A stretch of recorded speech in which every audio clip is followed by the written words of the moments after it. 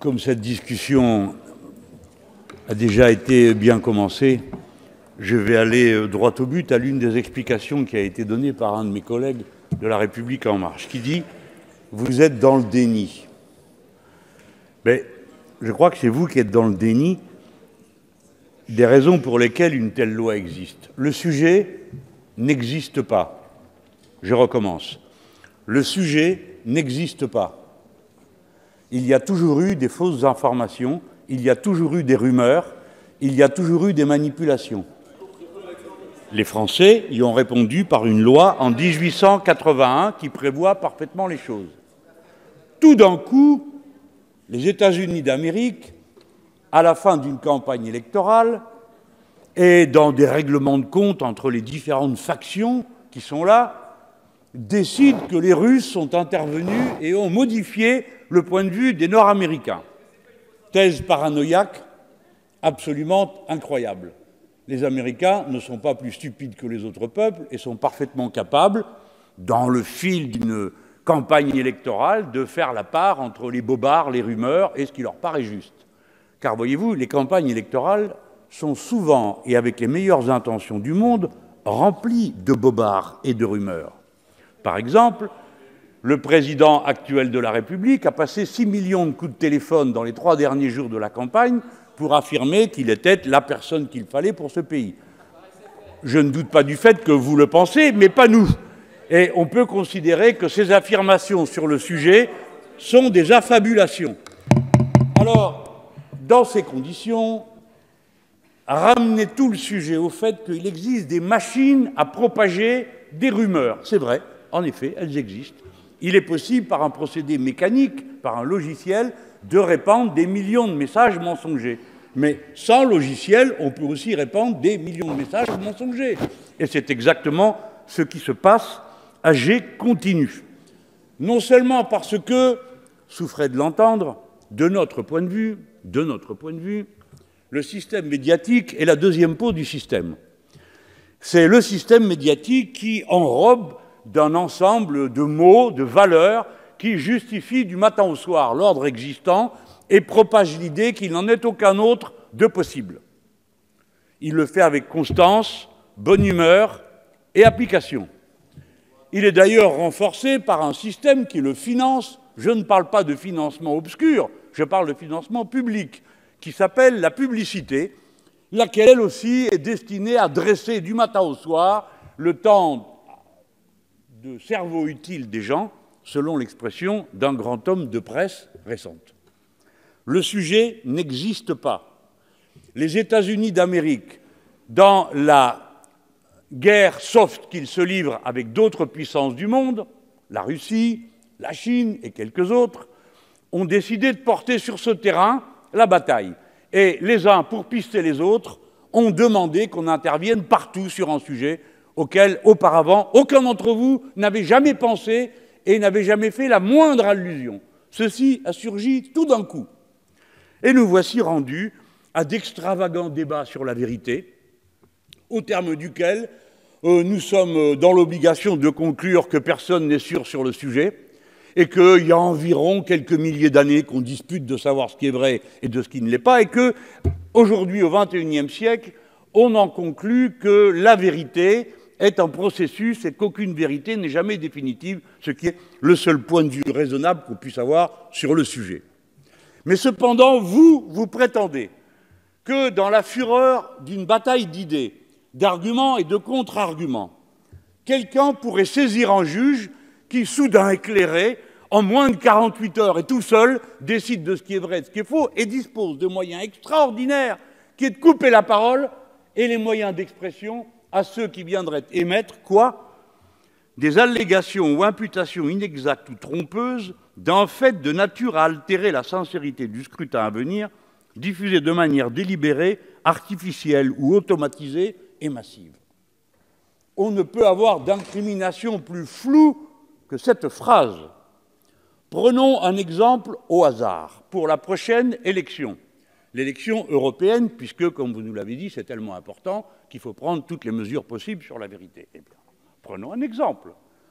Vous allez affirmer, vous l'avez déjà fait, que vous avez obtenu une magnifique progression en matière du statut des travailleurs détachés. Et la ministre qui siège sur ces bancs nous a dit que c'est la plus grande réussite sociale de toute l'Europe depuis je ne sais combien d'années. C'est malheureusement absolument faux. C'est une allégation inexacte et trompeuse de nature à fausser le scrutin. Pourquoi?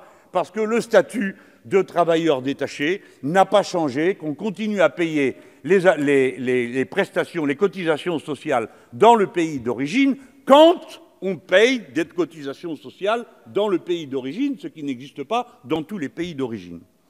Je pourrais prendre un autre exemple. Vous nous avez dit, eh bien, nous avons remporté une très grande victoire à propos du glyphosate. Eh bien, c'est une allégation inexacte et trompeuse, car vous n'avez rien obtenu du tout, sinon que les autorisations sont reportées pour 5 ans et que dans 5 ans, on verra. Je pourrais comme ça allonger la liste des affirmations inexactes et trompeuses dont vous faites déjà usage à propos d'une élection qui n'est pas encore commencée. Alors, de grâce, chers collègues, cessons. C'est une très mauvaise plaisanterie. Le magistrat évalue seul la qualité de fausse information. Il décide en 48 heures. Il n'y a pas de possibilité d'appel. Décision terrifiante. Un type tout seul ou une femme toute seule décide et on ne peut même pas faire appel. Et évidemment, le risque est immense d'aller contre le secret des sources. Alors vous pouvez décider que le secret des sources n'a pas d'importance, mais comment faites-vous pour déclarer qu'une allégation a été mise en circulation de manière fausse et inexacte si vous n'allez pas chercher qui est-ce qui l'a mis en circulation? Et donc vous allez demander des précisions et des garanties. Tout ceci est un enrobage d'une bataille qui ne nous concerne pas. Et que la Commission européenne s'en soit saisie, ça n'est pas la première fois que des sottises de cette sorte font l'objet des travaux de la Commission européenne. Quiconque veut bien lire un quelconque des textes qui est adopté par la Commission des affaires étrangères du Parlement européen, que je connais bien pour y avoir siégé, vous rendrez quasiment ami du communisme, tellement les accusations les plus grossières sont portées contre les pays qui étaient autrefois communistes. Bon. Et ça continue avec la Chine, avec le reste, et à tout propos, ils voient partout la main des Russes, la main des Chinois, et que sais-je encore, pour faire plaisir à quelques énergumènes des ambassades qui leur demandent de faire ce travail. Tout ça n'a pas de sens. Tout ça n'a pas de sens. Les articles 4, 5 et 6 étendent les pouvoirs du CSA pour interdire ou suspendre le conventionnement de chaînes sous influence d'un État étranger, on n'a pas fini de rigoler, ou participant à des entreprises de déstabilisation. Alors, qui est-ce qui est visé? Eh bien, tout le monde pourrait le dire. Il n'y a aucun mystère. Pourquoi dire certains? Non, ça s'appelle Sputnik et Russia Today. C'est ceux-là qui sont visés, et personne d'autre. Et il ne nous reste plus qu'à espérer que personne à l'étranger n'aille retourner contre nous nos propres arguments, car alors toutes les chaînes internationales émettant depuis la France et étant la propriété de l'État, parce que ce sont des chaînes publiques, pourraient, à cette occasion, par les autres, être décrétées comme étant, à juste titre, sous influence d'un État étranger, parce que c'est bel et bien le cas de tous les services, de toutes les chaînes de services publics qui émettent à l'étranger et qui, naturellement, sont, comme chacun le sait, indépendantes, honnêtes et absolument pas engagées, comme c'est le cas de RFI, etc. Mais supposez que, par exemple, une de ces chaînes vienne à dire qu'elle trouve insupportable qu'en Arabie Saoudite, on fouette M. Badawi, qui a déjà ramassé, je crois, 50 coups de fouet, qu'il y en a encore 950 à prendre, et qu'on trouve que c'est indigne. Eh bien, à ce moment-là, l'État saoudien pourrait dire « Ceci est une information venant d'un État étranger et non pas une information objective concernant la situation particulière de ce monsieur. » Je le prends avec une demi-mesure d'humour, tout en soulignant, évidemment, le caractère abominable de cette information.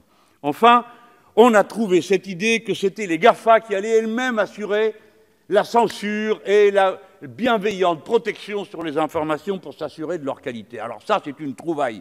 Ça s'appelle la censure privée. Et si les collègues se demandent à quoi correspond une censure privée, ils en ont un avant-goût aujourd'hui s'ils utilisent Facebook et qu'ils veulent partager une information qui vient d'un site humoristique, comme par exemple Logographie. Vous préférez que je dise Facebook? Eh bien oui, non mais trop tard. C'est Facebook, dans lequel on parle de M. Trump.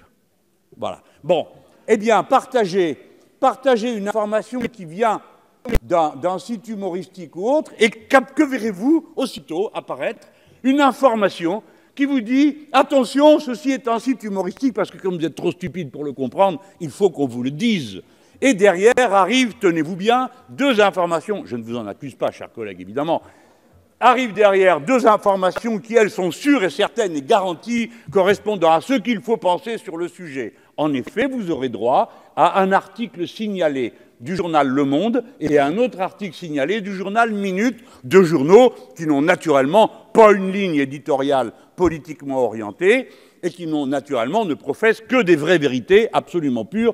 La preuve, c'est que personnellement, j'achète plusieurs journaux pour recouper les vraies vérités que les uns et les autres recoupent. En attendant là, je n'aurai droit qu'à la parole officielle. Vive les GAFA. Les GAFA elles-mêmes décident ce qui est bon, ce qui est vrai, ce qui n'est pas vrai. Tout ça est un tissu de sottises, à mon avis, et pas qu'au mien. Alors, nous en étions là, ces arguments ne sont pas nouveaux. J'ai déjà eu l'honneur de vous les présenter à l'occasion de la première lecture. Mais à la première lecture, j'avais déjà entendu que, selon vous, le meilleur rempart contre la fausse nouvelle étaient les journalistes eux-mêmes. Et la preuve, dites-vous, c'est qu'eux-mêmes écrivent des vérifications. Eh bien, tant mieux. Et des fois, les vérifications sont encore vérifiées par d'autres, et on s'aperçoit que ceux qui vérifiaient se sont eux-mêmes trompés. Vous voyez comme quoi la vérité reste un sujet très controversé, même par ceux qui les vérifient. Mais enfin, prenons cette nouvelle pour ce qu'elle est. Ah bon ? Les journalistes sont la meilleure garantie contre l'information faussée. Mais eux-mêmes diffusent des informations faussées pour une raison qui ne tient pas à leur honnêteté. Parfois, ils sont malhonnêtes. Mais le plus souvent, non. Ils croient réellement ce qu'ils disent. Ça s'appelle avoir un point de vue. Ça s'appelle un biais idéologique.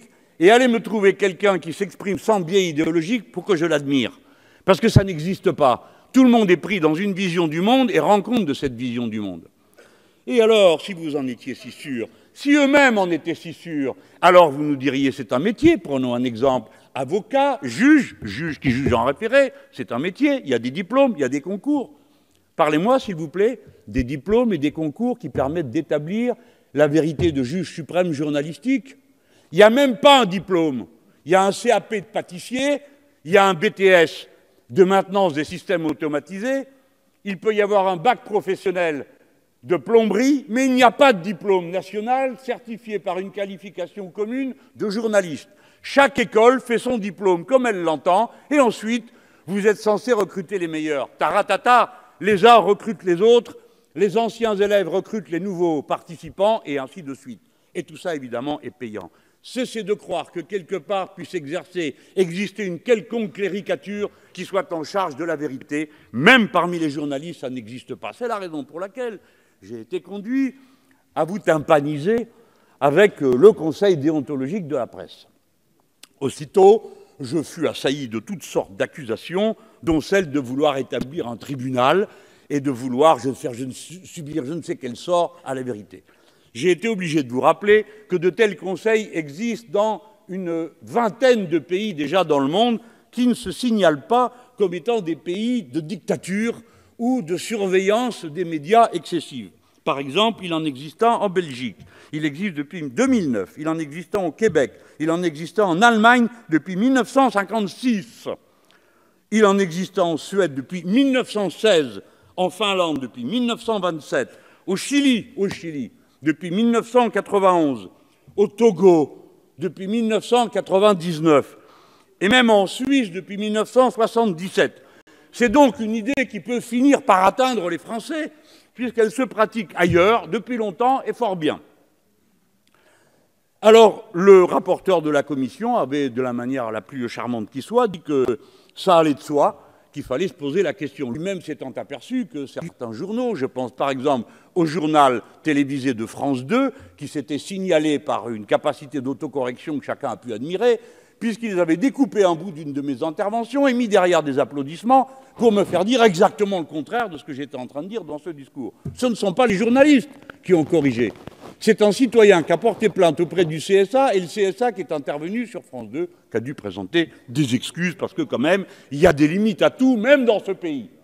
En attendant, vous étiez tous d'accord. Vous aviez promis, Madame la Ministre, je ne veux pas être déplaisant et lire toutes les citations, puisque si bien aujourd'hui vous nous dites « Eh bien c'est d'accord, nous allons créer une commission ». une mission d'enquête que vous confiez à M. Hogg, Emmanuel Hogg, qui est un homme tout à fait parfait, bon connaisseur de son métier, et à qui, par a priori, j'aurais tendance à faire une immense confiance. Mais pourquoi pas la commission elle-même? Et pour consulter quoi, je vous prie? Le principal syndicat de journalistes, le SNJ, réclame ce conseil déontologique de la presse depuis je ne sais combien d'années. Le débat est ouvert et clos depuis je ne sais combien d'années. Mais admettons, madame, c'est une mission, c'est mieux que rien. Mais me dites-vous que vous vous engagez, madame la ministre, à ce que ce conseil existe? Je vais finir là-dessus. Parce que nous en avons par-dessus la tête de n'avoir aucune possibilité de recours face à un média. Nous n'avons que le procès en diffamation, que l'accusation d'injure. On ne peut jamais avoir de relation tranquille, civilisée, qui consiste à dire, écoutez, vous vous êtes trompé, veuillez bien l'admettre, et que le Conseil nous réponde, non monsieur, nous ne nous sommes pas trompés, voici pourquoi, ou bien, oui monsieur, nous nous sommes trompés, et nous le regrettons. C'est une chose qui se passe entre deux gens de bonne compagnie qui essayent de se comprendre et de respecter la démocratie. Voilà, madame, pourquoi nous vous demandons vraiment de nous dire si vous nous faites une mission pour enterrer le sujet ou pour le faire vivre. Merci.